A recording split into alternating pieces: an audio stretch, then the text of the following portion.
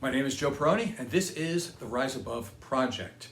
And today we're going to talk about excuses that are used to justify the boy crisis or the masculinity crisis, or we could also call it the man crisis. So why are we talking about this today? I want to talk about it because when we're looking at the manosphere or any other material that you can find, everybody's looking for a reason of why men are not doing good in society today. And they're coming up with all these reasons that may have some correlation, but none of them are the actual reason. There is no causation with any of these excuses that I'm going to be naming for you. And when we keep looking at that and we're looking in the wrong direction, what happens is we're not actually finding the real reasons of what's going on with boys and men today. So let's take a look at the first one. I hear this constantly, and there's a lot of well-meaning people out there that keep repeating this. And what happens is, again, through social media, that you see something and then you repeat it, and we have influencers that don't have any real background in anything other than trying to get more popular. And there's a lot of well-meaning people, but they read it, they see it, they hear it, and so they just keep repeating it. And it's not true in the first place. So let's take a look at it. So number one,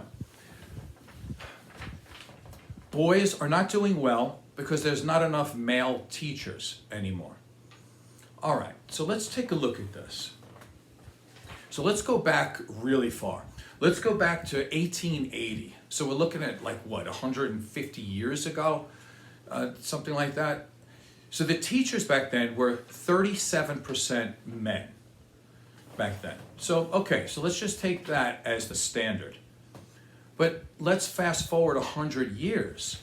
So we're looking at 1980. Now, to keep this in perspective, I'm 59 years old. I started school in 1970 in kindergarten, and I graduated in 1983. So you're looking at between 70 and 1983. The number I want to look at is in 1980, 32% of the teachers were male. All right, so it's a little bit less, but not really, not that much. So then let's fast forward to the year 2000. It was 25% were men teachers. All right. Is that where the problem is, though? There's not that much of a percentage of a drop in the male teachers. So let's look at it now, the year 2025. There's 23% of the teachers are male. So, okay, over a 45-year gap, we're looking at about a 9% drop in male teachers. It's not that much to make a difference. That's number one. So I think we're really trying to show something here that's not really there. Okay, yes, there's less male teachers, but is that the reason? And is it really that big of a difference? In terms of percentage, no, not much, number one. And number two, you also have to prove this. Is having a male teacher better for male students? And there's never been any proven evidence that says that a male teacher is better for boys. And it doesn't make that much of a difference. Now to go back, okay, people in my age frame, we don't seem to have a problem with masculinity at all. All right? I could tell you, starting off from kindergarten, female teacher, first grade, female teacher, all the way through. I don't think I had my first male teacher until I was in 6th grade. And then going into junior high and senior high, again, almost completely female teachers, except gym class, they would put a male teacher. And if you were on sports teams, which I was, then you would have a male coach. But again, this complaining that there's not enough male teachers is just that. It's just an excuse of complaining. I don't think anybody back then talked about it. I don't remember anybody saying, oh, my life would be so much better if I had a female teacher or if I had a male teacher. It wasn't a thing. Nobody talked about it. Either you have respect for a human being or you don't. And if you want a good male role model, well, then you would have your father or something like that. You wouldn't say, oh, that 45 minutes that I spent with my math teacher who's a man is going to make the difference in my life. I mean, it's possible, but again, we're grasping at straws. That's not the real reason, so let's throw it out. Number two, they said there's too many divorces now, and therefore there's not enough male influence. So we have to consider that most of the time when there is a divorce, that the woman is going to be having most of the time with the child. So that makes sense, right? So she's going to have custody of the kids. At best, let's say he sees them on the weekends, maybe just for one day, right? Okay, so there is some truth to that we do want to have some male influence and fathers are important. Of course that's true, absolutely. But again, let's go back and look at some numbers. So in 1900, again, a long time ago, the divorce rate was 4.1%. So women were the primary caregivers at home, right? Because there was very split gendered roles. So the men would go to work, women would take care of the kids.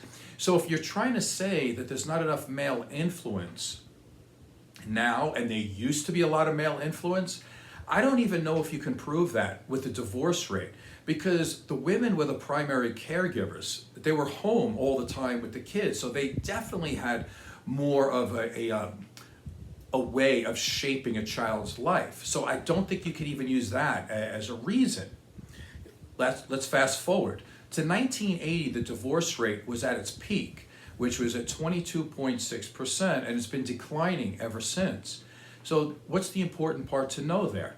Well, 1980 was a peak, and it started to drop ever since.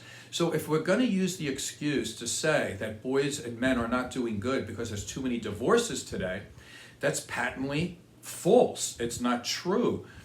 There's less divorces now than there was in 1980. Again, 45 years ago.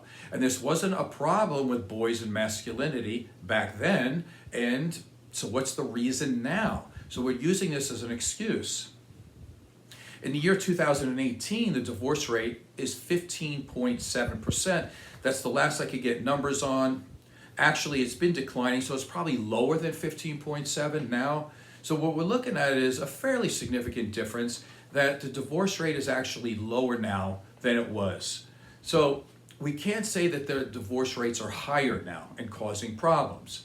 Again, false, not true. Let's also look at something else and say that there's not enough male influence. We could take a look and say, okay, but whose fault is that? And it could be, depending on the family, the man or woman, it doesn't really matter. But my question is this: can a man be a part of a child's life even after a divorce? And of course the answer to that is absolutely yes. Now, divorce rates were super high through the 70s going into the 80s. And this is part of what I'm a product of. Do people my age have a problem with masculinity? No, absolutely not. There is no masculinity crisis at people of my age. And so, again, this doesn't make any sense. To give you an example, my parents got divorced. I was either 5 or 6 years old. I don't completely remember, but let's say it's 5. And since then, I saw my father every single Sunday, except maybe a few here or there if I was sick or something like that, or it was on a Sunday night, I wanted to go see a Metallica concert or something like that. But I saw my father every single Sunday until I was 25 years old. Now, that's because I ended up moving to Las Vegas from New York. But what does it take in order to have a good relationship with your father? It takes a couple of things, right? And one of them is that the father wants to see you, wants to be a part of your life, but it also has to be that the child also has the desire to do that. For example, like I just told you, I saw my father every single Sunday from when I was 18 years old till I was 25. There was nothing in the law that said I had to do that, but it was something I wanted to do. Again, this is not an excuse for the masculinity crisis that we're seeing today. It makes no sense. So let's look at the third one. They say that schools are designed for girls. And even doing so, that because the schools are supposedly designed for girls, they want to hold boys back now. So think about this. So they want girls to go to school at, say, kindergarten at 5 years old, but they want boys to start school at 6. Okay, why would we do this? For all of the time throughout my lifetime, my father's lifetime, my grandfather's lifetime, this wasn't a thing. Nobody says that boys are somehow mentally or emotionally deficient, and so therefore they have to start school later. I did perfectly fine, and so did every other boy I know that went to school. All of a sudden now, we're trying to conjure up these things that says that boys are incapable of going through school. Doesn't make any sense. Now, why are they even saying that schools are designed for girls? They're saying it because there's a lack of physical activity, and that it's hard for a boy to sit down and study. Well, I'm going to talk about this on a later show, but this is exactly what you need, right? If you are exhibiting what they call today attention deficit symptoms, well, one of the things you need to do is to have rewards and consequences for the things you do or don't do. And one of them is to make somebody sit down and actually have an attention span. Because oddly enough, if an 8-year-old kid, a boy, is having trouble in school because they can't concentrate in, let's say, science class, but they can play video games for 8 hours though, right? So none of that makes sense. I mean, sure, there's some boy, okay, that needs to do more physical activity. I was one of them, and this is why you have gym class and everything else. But is it always on the schools? By the time you're in kindergarten, you should already be familiar with running and jumping and doing all these things.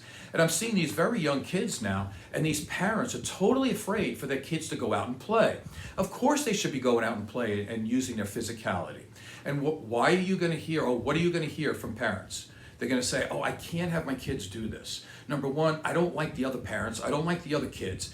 I would prefer to homeschool them. And you're going to hear that it's so dangerous out in the world. Well, again, shall I pull out all the data and the stats on how much more dangerous this world was in the 60s, 70s, and 80s? Because the crime has been going down since the 90s. I don't want to have that political conversation, but all of these, let's say, Trump supporters who are they hear Trump talk and they just believe it, crime has been going down a lot since the early 90s. So why people are so hopped up on crime now and thinking, oh my God, my kids, they're going to get killed on their way to school. It's ridiculous. I used to walk to school in kindergarten. Like, come on now. It's like, so I'm already hinting at where part of the problem is, right? Like, part of the problem is the way we're parenting, but we'll get that to another show. What I want to do today is just deal with some of these excuses that we need to just wipe off the board to start with before we actually have a real conversation. And while we're looking at this, saying that schools are not designed for boys, and somehow we need to make them start later, we need to change the curriculum. Okay, has this been a problem? Since when? Because I went to those schools, right? We never had a problem. So the problem becomes now. So is there a causation here? Absolutely not. Also, let's look at even today as we speak. Boys still score higher on standardized tests and are more represented in what we would call, as you get older, the high-paying STEM fields, which science, tech, engineering, and math. Now, does this mean that girls or women are not good at those subjects? No, they just may not have an interest in it, or people don't show them that because there's this bias that boys are better at science and math. So again, if boys are actually doing better in standardized tests and they are better represented in higher paying fields, then it's not a reason for the male or boy or masculinity crisis. Let's throw off that. Now, in continuing at that, as a person who went to school, obviously, it was expected that probably the girls were going to do better in school. Why? Because they were smarter? No, because they put more effort into it. Women or girls were very much validated for getting good grades. Not to say I wasn't validated for getting good grades. So in the beginning, I got really good grades. I would get straight A's. I was all about it. But as I got older, especially as you start going through like later in junior high to senior high, it was more about sports and being physically dominating. So I was validated more for being, let's say, rebellious, more validated for being an athlete and looking a certain way. The school stuff, it was important, but not really. It came in second place. Does that mean I was stupid? No, it just meant that at some points I didn't apply myself. And this is probably true today. Boys fall behind because they're not valuing an education as much. Continuing. This is a big one. I hear this all the time. You hear this from men and younger adults, let's say in adolescence. They say boys and males are treated like they're always the problem. They're considered to be second-class citizens, and they're just not looked upon with, let's say, a level of grace. Okay. And women are, right? Like, women have not had to withstand the negativity of society and men in general? Come on. So I think we have a lot of complaining here. Now, is it true that sometimes people look at men and boys as the problem? I'm going to answer that in a second, but let me go back.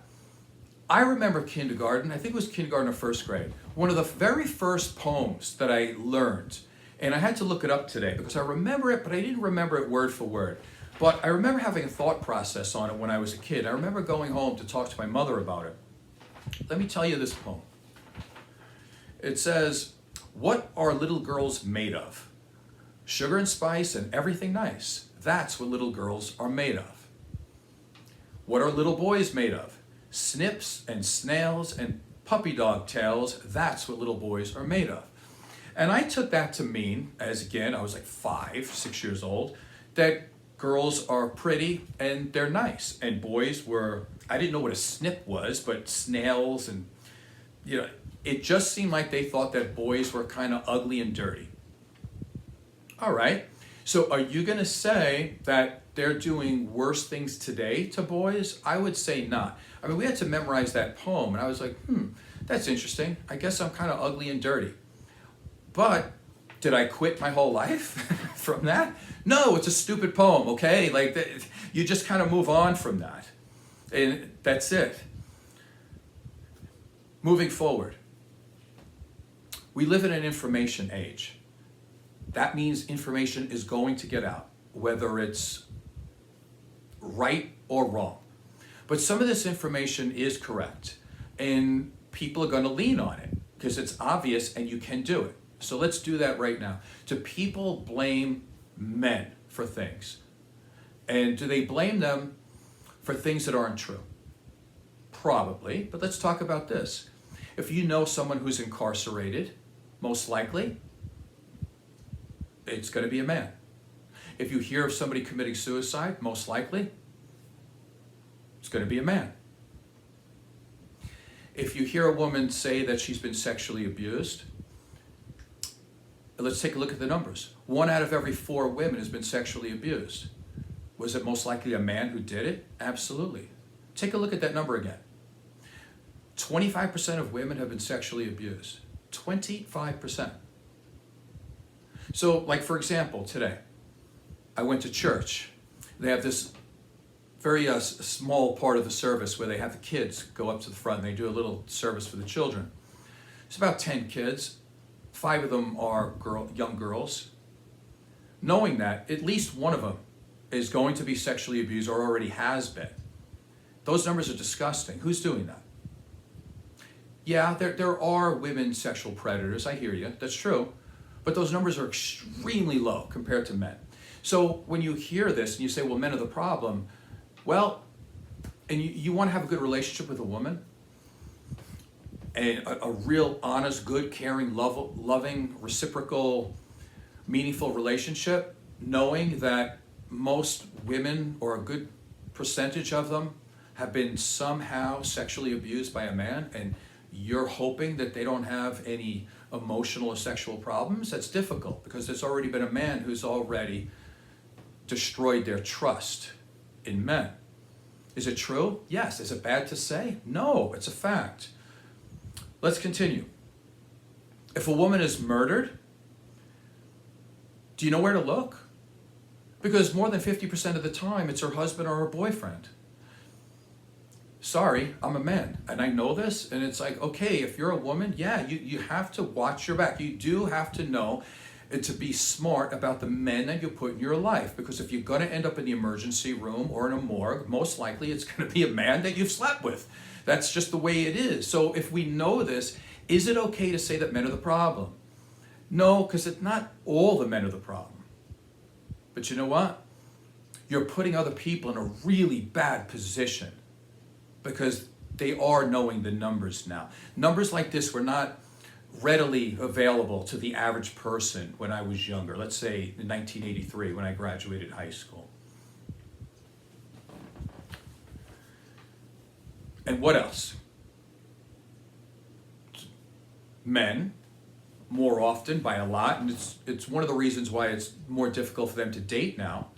It's because they're more likely to support ideologies and political platforms and political parties that go out of their way to hurt minorities, that go out of their way to hurt poor people, to hurt women. And you see this all the time. Whenever you get a bunch of men who are uneducated, they can't get laid, they're lonely, they turn to political parties and ideologies that hurt other people because they don't know how to figure it out for themselves. They don't understand that their problems are their own and they need to go inward to fix problems. So instead of fixing the problem, they go and try to give other people more problems. So before I get any negativity here, because a lot of men who do hear this, they just click off anyway, or they unsubscribe, which is fine because it completely tells me that you don't want to improve your life and all you want to do is hurt people. But I'm giving an honest effort to help society here, especially men and boys, because they need it more, but they need to be told the truth. And this garbage about, oh, if you had more male teachers, you would be fine, or there's too many divorces today, which there's not, or that schools are designed for girls because they're not, or because people think you're the problem. Listen, I've never questioned my masculinity because some guy down the street decided to get drunk and kill 3 people in a car accident, right? It's not my masculinity that's in danger when somebody decides not to go to school and therefore they have trouble making ends meet and then they go and beat people over the head to steal money. It's not my masculinity here that's in trouble. It never was. So a lot of these men now that are all up in arms and hating people and say, oh, there's this masculinity crisis and therefore I'm just going to drop out because society doesn't like me. They don't like certain people, that's true, who do really bad things, but if you're not that person, then you've got nothing to worry about. You should still be trying to do the right things. So let me end the show here. It's kind of long, and I will continue to do some shows to help people. If you want, you can share it with people. I very rarely get comments, but it was really funny. I only got one comment last week, and it said that I was toxic because I'm helping you, trying to give you ideas how to be a better person, but I'm the toxic one. So they end up, again, listening to other people in the manosphere that are doing more to push hatred out there. But I'm not going to do that. I don't care. I have a job. I have a college education. I'm fine. These people on YouTube are trying to get people's emotions up and trying to say that they can give you something, but they're not giving you anything good, and they're just trying to make money off of you. But I don't care. I do this for fun. I don't need a penny off of it. As a matter of fact, I don't get paid anything. Anyway, hopefully this has been beneficial to you in some way. And not hopefully, it is beneficial to you. It just depends if you're open enough to actually hear the information. My name is Joe Peroni. This is the Rise Above Project. Please subscribe and tell a friend. Thank you.